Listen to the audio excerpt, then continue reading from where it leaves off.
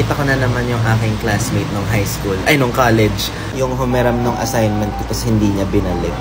Hala, kasi 1 week lang siya pumasok tapos pinagpalit niya yung school sa Showtime. Hala, ayan na. Grabe. Dapat doon ka sa VIP room? Ay hindi, simple VIP, person. Hindi, VIP. Alis ka na? Oo. Ah, sige. See you. Bye-bye. See you. Siya yung humiram ng assignment, hindi niya binabalik.